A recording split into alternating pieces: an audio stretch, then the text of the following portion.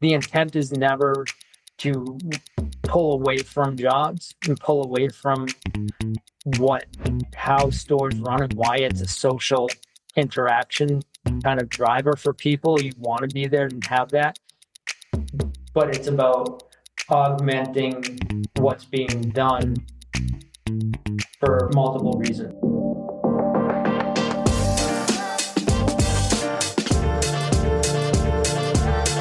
Today on Customer Land, Matt Bertucci, who is Solutions and Services Specialist Manager at Lenovo, or much more succinctly, how do I say that more succinctly, Matt? Director of Retail Solutions. There you go. North America. In Latin America. And as I understand it, EMEA. Okay. There's almost nothing we didn't cover in your title and in your geography. You've got the whole thing basically nailed there. Yeah. So, well, thank you for joining me. Just to let people know who have no interest in this whatsoever, but Matt and company and I have been working on setting this up, no lie, for probably at least 2 months, probably 3 months, right? With missed schedules and missed communications and, 2 ships passing in the night multiple times. We finally made it. So, and I've been looking forward to this for some time. Having said all that, the kind of genesis of this conversation took place through a meeting at NRF. And as we were just talking about before we hit the record here, the theme du jour for the past 3 years at NRF has been AI, but there's been an evolution as to what that has meant. I'd love to hear your take on it. Yeah, I mean, it's kind of following the pattern of how GPU involvement's been to some degree. I think you see a lot of what our partners are doing, and that's driving those discussions. Year one was just general AI, high level. What is it? What can it do? Retailers are probably in the forefront of interest, and that they were out there looking at it. I'm trying to understand. Some started dabbling in where can it go. Some of the work that we've done with Kroger around loss prevention was very much on the forefront. We're now going in year 2 of that program. So development was kind of starting 2 years or 3 years ago. The second year was the generative AI age. Right? How does that now start to relate into large language models? ChatGPTs became popular. You could ask questions, get answers. Where does that take us? What are the product lines that retailers can utilize that type of solution for? All this while, everything's kind of been developing. And then this past year has been what they're calling the launch of the agentic AI, which is taking what you worked on before and really helping fine tune that.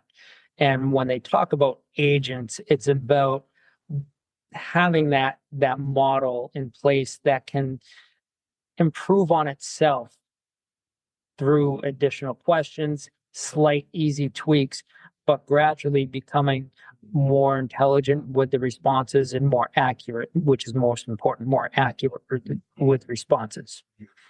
So we're seeing that developmental growth in that space, and it's really now at a point where I think OEMs like Lenovo can come forward with true solutions that work, that are somewhat plug and play. Everything's going to be customized, right? But because that's the nature of retail, you add your secret sauce and it becomes yours, and that's what makes you successful.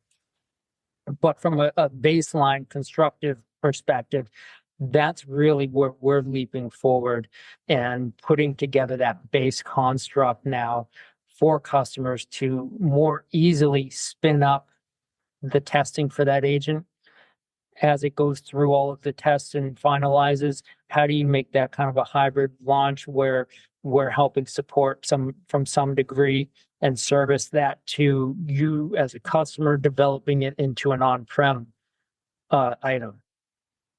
Because you need some of that ROI to be able to do that shift. Sure. Yeah. And that's a whole nother conversation. Yeah. How do you present that up front? How do you even understand that up front?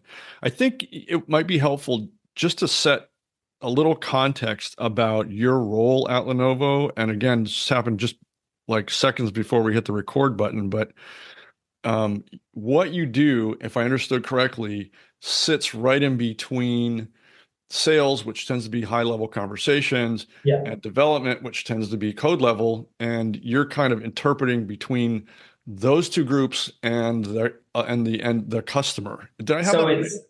it's sort of, you have that vertical space, correct, where gain interest, bring in some expertise around that to focus it and really make sure we're going in the right direction and what are the outcomes wanted, so that then the right expert can be brought in to really drive it home and make sure that it works and runs and can be implemented properly.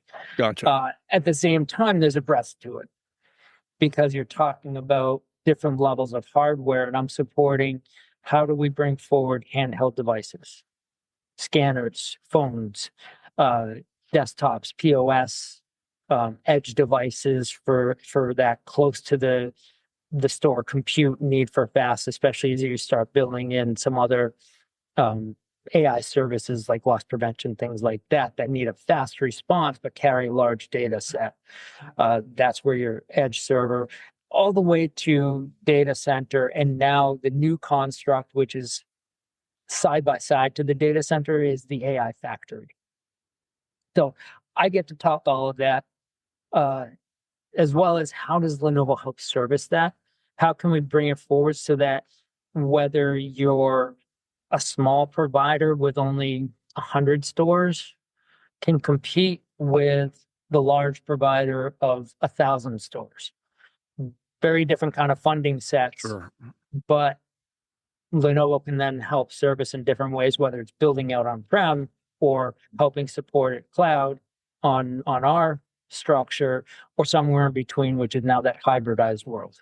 Gotcha. Gotcha. I'd like to talk just a little bit more about uh, kind of what you were mentioning earlier, which is the evolution of AI in retail, at least from, kind of the NRF standpoint. Mhm.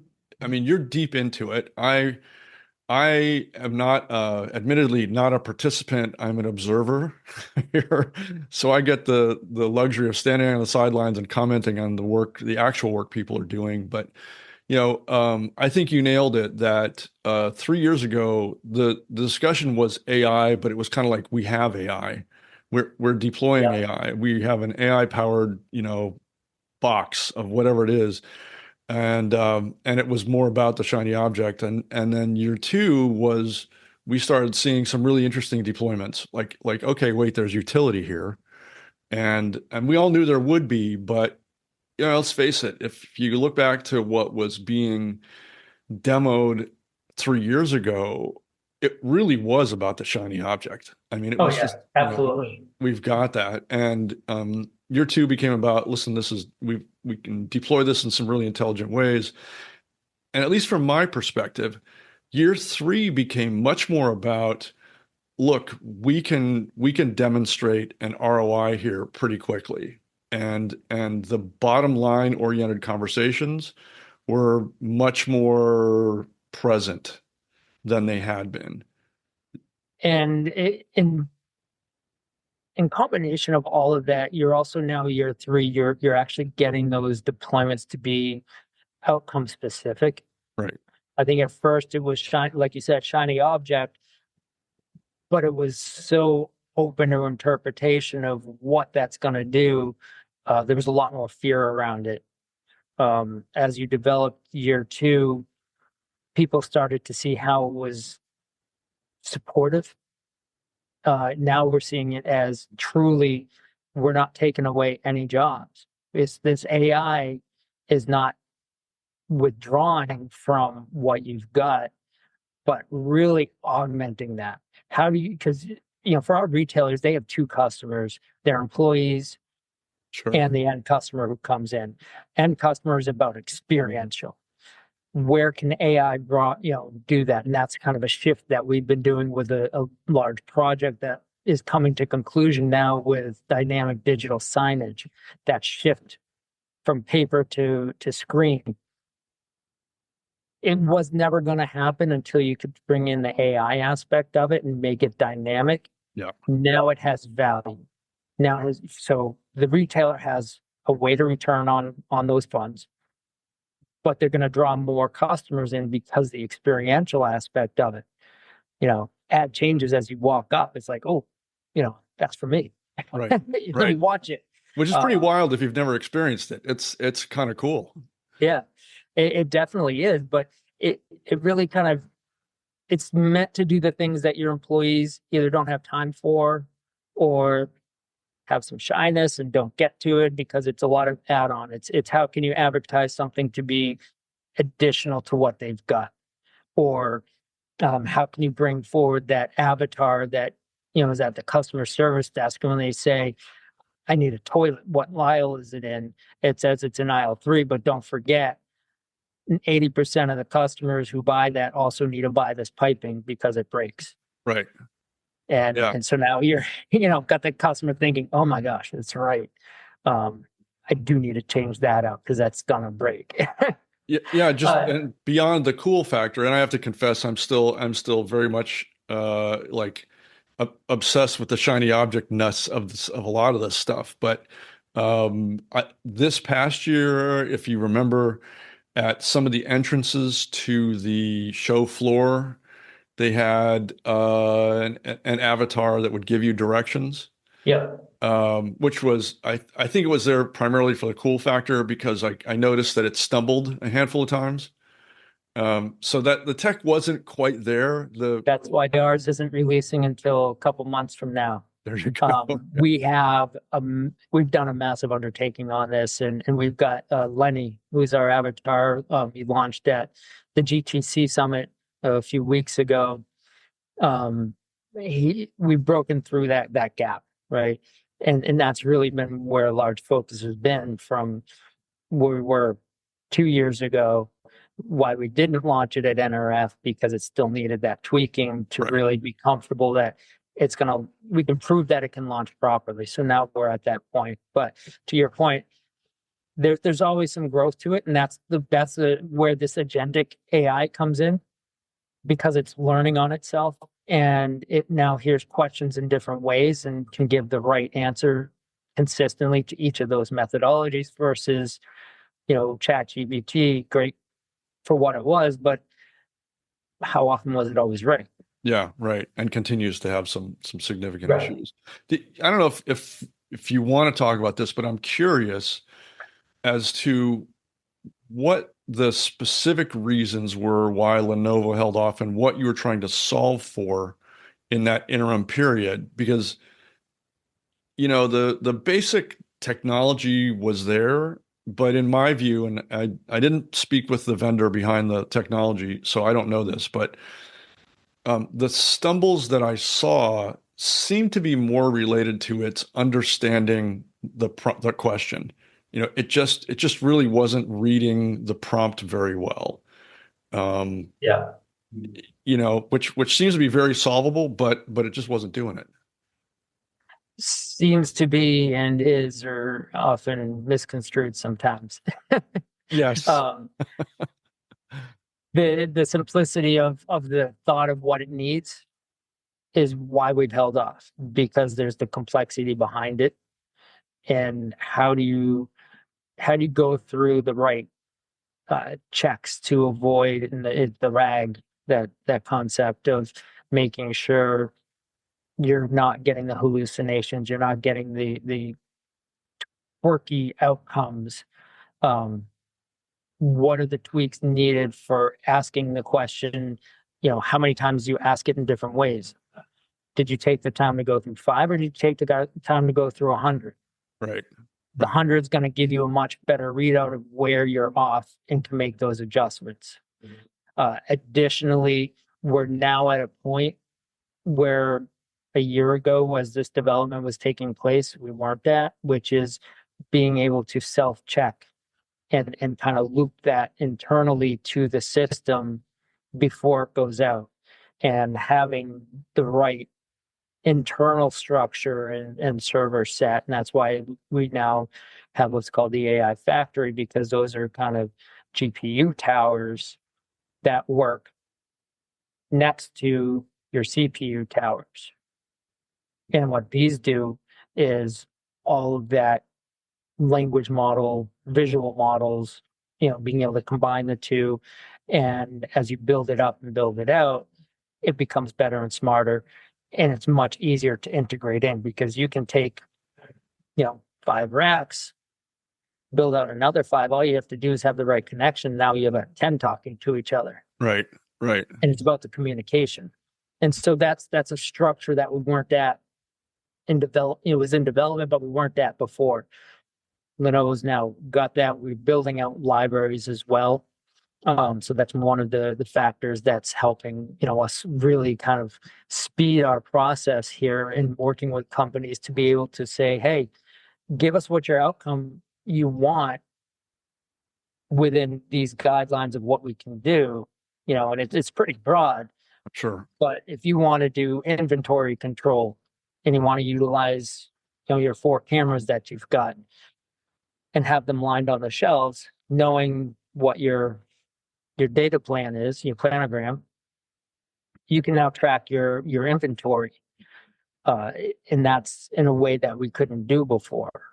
But we can build that up and get it spun up and have that agent built and running minimum 90 days. Wow. Approximately. No kidding. Because we built that out. So we've got our data sets built out. And that's really a big change that we've gone through. Yeah, I think you touched on this a little earlier, but one of the other big themes from this year's NRF was how AI is being deployed in to solve for returns, to solve for shrinkage, and just a huge number of supply chain issues. But I wanted to talk with you a little bit about, you can't see, but we're both chuckling at what that really means. Lenovo is deeply involved in that whole space. How much time do I have to talk? You just keep going. I know there is a lot to talk about there. And I was actually afraid of opening us up because, we could dogleg and never return. But, if we can, why don't we just start with how you and Lenovo kind of see that space and the big problems and how you're approaching it. And we'll start there. So I think from a return, one of the things that we're seeing is this is where the term omni-channel, which when the inception of it during COVID was just online buying. It's really becoming an omni-channel, right? Multiple channels coming together, because you're finding more people, even if they buy something in the store, get home, decide they want to do a return. More specifically, it's with when you're buying online, it comes home, even if you're doing an in-store purchase through online, let's say it's, a Kohl's purchase, right? That gets shipped to your house, the wrong size. You go online, you say, I want to return it. What we're finding is the cost for all of that is kind of outweighing the benefits of some of the online returning. So the options that are being given is to do it free, you go into a brick and mortar. Right. And that's bringing you back into the store. Now, where AI is coming involved is you can now start adding the questions behind it. Was it size? Was it color? A little bit more, what's the reasoning? And it's a quick answer, but it can preempt what that QR code is going to look like. So when you get into the store to scan your QR code, it can now prompt, and you can do it now at a kiosk. We have those from a hardware perspective, the ability to bring now a returns kiosk in, which automates that return system. So the prompts and questions that you built into this now carry some AI to it, but it's going to ask all of the upsell, keep it in the store questions that a person might not have. They might just go through the minutia and say, all right, have a good day, and you walk out as you go. Whereas this is, okay, you said it was for size, and you needed a size 10.5, not a 10 in that shoe. Is that correct? Yes. By the time you've done your return, it now says, go see the associate in the shoe department, because they're going to have the shoe ready for you.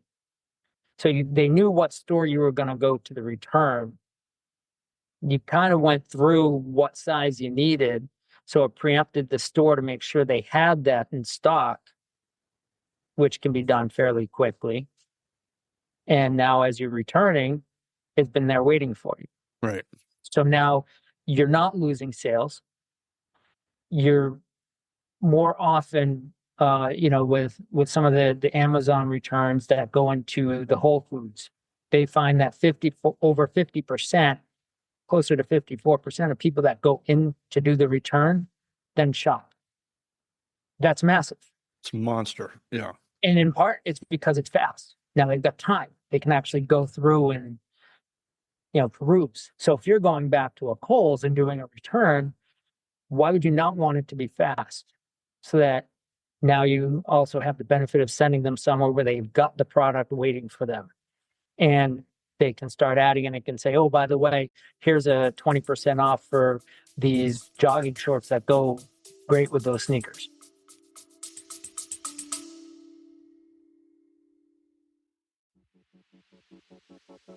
You can optimize for NPS, and that's good. You can optimize for CSAT, also good. You can optimize for loyalty, and that's good too. But here's the thing. If you're not optimizing for total customer value, for total customer profitability, then you're just optimizing for output, not the bottom line. Here's the truth. If your strategy isn't building better customers, more frequent, more loyal, more deeply bonded, then it's not a strategy, it's a performance. At Customerland Studio, we help brands find the value, find the opportunities, the force multipliers hiding inside the customer relationship. And then we help them optimize for scale, for yield, for profit across the entire relationship. Because the other thing we've learned, the only strategy that actually matters is the one that makes your customers more profitable. Customerland Studio, to make better customers. Go to customerland.net and click on the studio. All of which takes an enormous amount of compute power. I mean, and that's the AI factory side. Yeah, there's just so much that has to go into making those decisions real time, because you're pulling data from all kinds of different sources. But you can see from a benefit of the retailer, having that is going to provide ROI. Oh, completely. It's going to provide dollars back into the store, kept in the company, that otherwise would have gone out. I mean, even Amazon admits that most of their sales come from people not finding something in the store and going online and just ordering it. Right. How do you counter that as a brick and mortar retailer? Returns is a great way to do that. At the same time, you're now able to understand, where did that order come from? Was it actually from a store? Was it online? What type of product is it? And it can create your returns barcode to get pre-sorted to the right direction. Right. Because there's different sorting areas based on what the product is. Can it be something that can be resold, repackaged, resold? Or is it something that has to go and get waste? Right. And written off altogether, or through secondary sales market. And not to mention the improvement in customer satisfaction through that whole kind of series of experiences. But it feeds down into your inventory, right? Sure. Your inventory controls and your distribution centers of what's getting shipped where, and really understanding that. So it is, as you said, it's a massive amount of data, but the actual analysis that you get from it drives improvement cyclically, more and more, and it spins up greater and greater improvement, and it potentially opens doors for ways to tweak your business accordingly, because maybe you're finding something you didn't know before. I mean, this is Kroger with the LP. They got, I think it was 10% change, in margin over, which is a 1.5% of their margin. But when you equate it out to their sales, it was billions of dollars Yeah. It's saved. And I mean, what sounds like little numbers was massive. But they've also found that it opened up windows of insight into how business can be altered a little to help alleviate some of that. and new opportunities arose as a result. Exactly. Yeah, a great example. I I'm just sitting here wondering whether we want to go down the supply chain route because that's I'd rather not, if we could. okay, fine. That's That's all I not as need. much my expertise. I'm more within the brick and mortar store. Supply chain starts becoming your manufacturing side. Right. How how robotics gets involved in that, which is totally different. It's somebody else's deal. Totally Well, different article from what okay, we're good. going You just saved us. You saved our afternoon here, I think. for.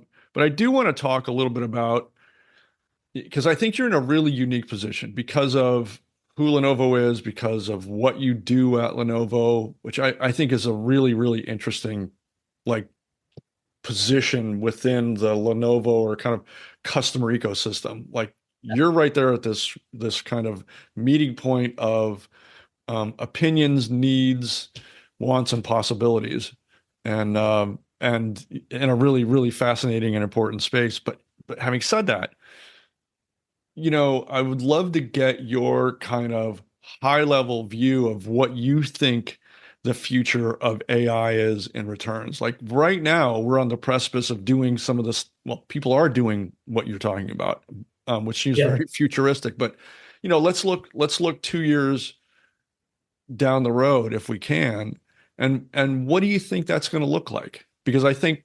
that the people listening to this podcast and who read the Customerland content are already looking down the road to those kinds of next chapters. Yeah, I mean, I think it's a growth factor. We're getting, further into the land of possibilities, into the land of actualities, right? It's um kind of that if you build it, he will come type of thought process. And that's, as much as we've been on this vertical ride of compute change and how systems support the stores, it's almost leaning even more vertically now when it comes to what can AI do to assist in all of this. We're really seeing that AI is becoming smarter. It's becoming taking on that ability to check itself, become a check and balance on itself to some degree, but it's still not taking away from the human factor. It still needs to be experiential. And I think that's where we're seeing, and it's going to become more improved with what that omni-channel experience looks like with returns, being able to take it away from the employee side a little bit, sort of like what we're doing with some of the checkout systems. It takes it away from the employee side. It gives you as a customer a little bit more feel of control over what's getting done.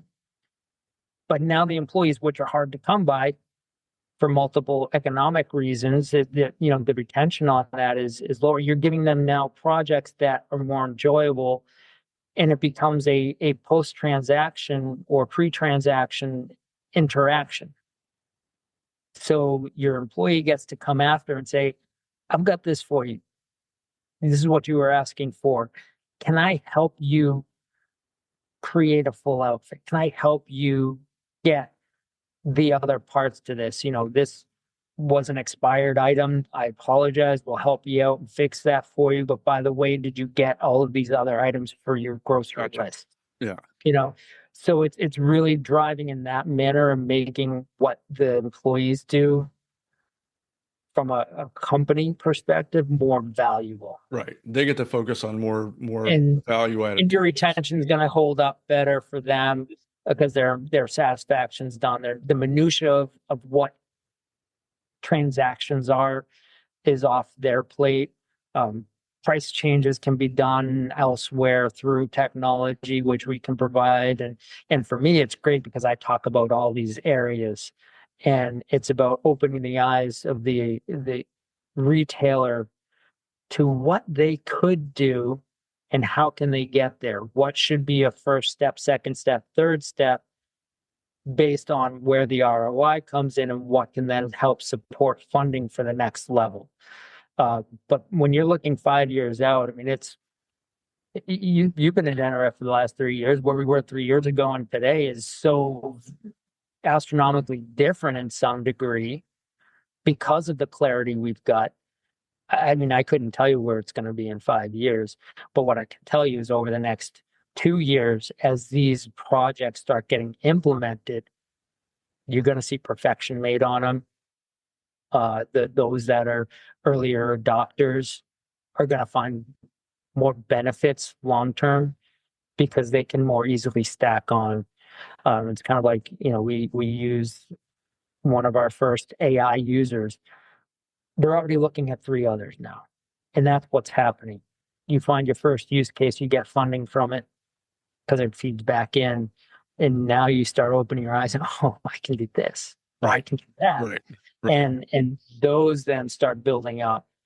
And we can support the customer through all of these different levels. And that's one unique aspect of Lenovo as an OEM, is that we have that handheld device to data center, to AI center, and everything in between to really be a true architect and advisor in all of these aspects. And now with AI coming in, where do the tweaks happen and how can we add on to improve?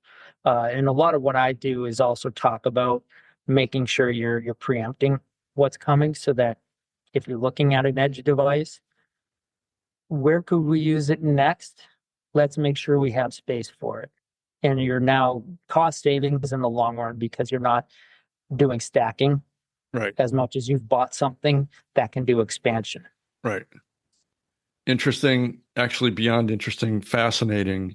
And like I've said a couple times already in this conversation, I wish we had all afternoon to talk about this because it's huge. I think, just to put a fine point on this, again, going back to NRF and how the evolution of AI, the AI narrative has changed ahead of the AI reality. Yeah. I think the reality is finally caught up with what we were all talking about, it could do. But when you think about what agentic AI could become for us, which I've only seen a couple of real world, genuinely useful examples of it so far. Most of it's kind of just test cases and look what I can make it do. But agentic AI could be the giant inflection point where this starts to become, it generates its own economy. I'd love to get your final thoughts on, Lenovo's view or Matt Bertucci's view on agentic AI and what it's going to be doing for us in 1 year.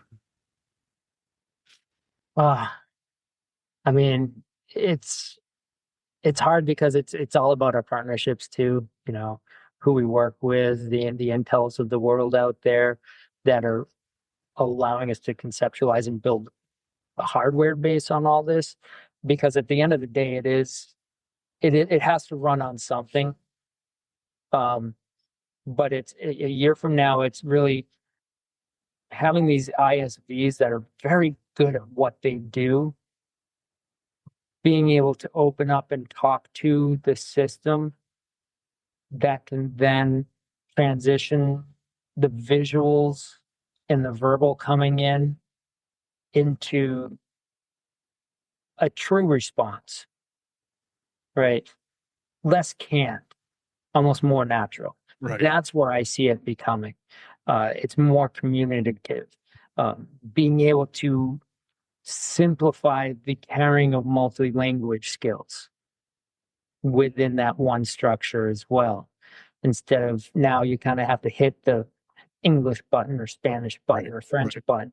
Instead, you come up and you just ask it in the natural language. Do you speak this language? Easy to say yes or no to that. Right. Once it says yes, go ahead, pregame. Those are the things I see really happening, and that's going to really, make a shift in QSR space. With those types of things, the help desk space, even the returns, being able to come in and just have it respond naturally, that's going to make a big difference. And that's where it's going to take us in the next year, I see. We have the great hardware. We've got the development in place for the structures for it to run on. They look cool. They're becoming a little more sleek. But at the end of the day, it's about what's running it and how it connects through. And that's where retailers now are really kind of taking a step back from where they were 2 years ago or 3, where everything was pushed to the cloud. It's going, let me pull this piece back because it needs to be on-prem. Right. Or else I'm not going to get that it's going to get hiccups. It's going to jitter a little bit or have a longer pause than what is natural. Half a second is okay, but when you get beyond that, then it's becoming a computer. Yeah. And that's where I think the shift is going to happen. And again, it's the intent is never to pull away from jobs and pull away from how stores run and why it's a social interaction kind of driver for people. You want to be there and have that, but it's about augmenting what's being done for multiple reasons and being able to, as a store, run efficiently and at lower cost because your margins are always going to be razor thin. Brilliant. Well, I'm going to do us both a favor, even though I don't want to, and just say thanks for all this. The conversation could, and I think should, continue. I'm going to try hard to get on our schedules. You know where to find me. It's about getting the time to nail it down is a challenge. We worked hard at this one, but it was worth it. So Matt, thanks a million. I really appreciate this. Oh, my pleasure. Thank you for the opportunity.